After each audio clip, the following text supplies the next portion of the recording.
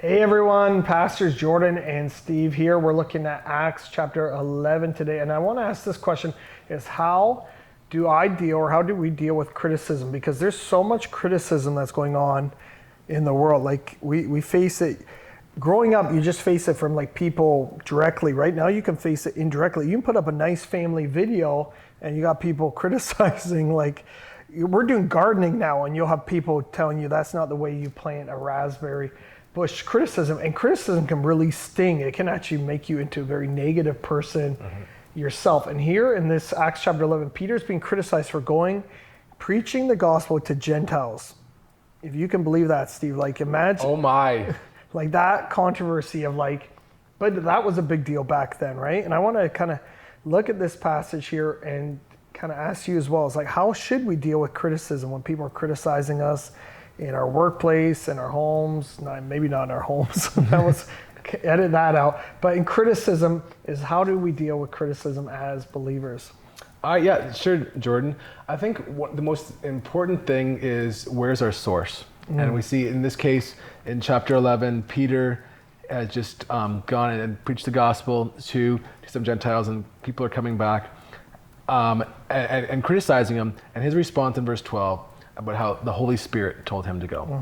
And whose voice are we listening to? I know in John, a couple times Jesus says about talking to the Pharisees and the people who were against him, that they were seeking the praises of man rather than the praise that come from God. Yep. So whose voice is more important?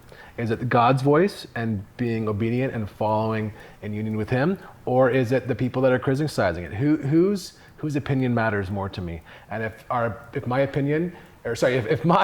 my value is for God's opinion over man's opinion, then I'll be okay, even if other people disagree with me. But if my priority is that everyone watching today's video is going to like me, then I'm making them. Oh, please do. Well, I mean, it'd be nice if they like me, but if my priority his honor and his glory, or trying to get it from other people.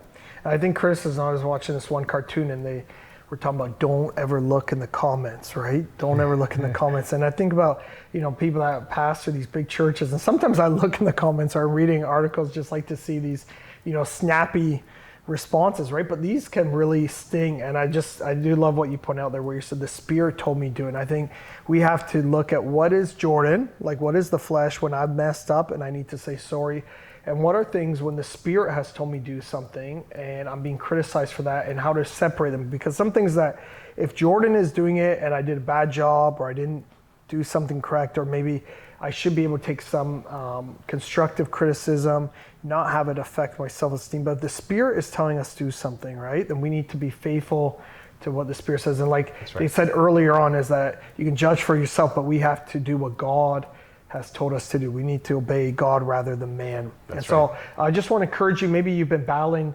criticism in your life, or battling people come against your critical spirits, or people kind of trying to put you down, is that you don't have to come under that. I love how Peter just said that, the Spirit told me to do this. And so he wasn't subjecting himself under the opinion of man, but saying the Spirit told me to do this, and staying confident in the Spirit. And so I want to encourage you today, stay confident in the Spirit.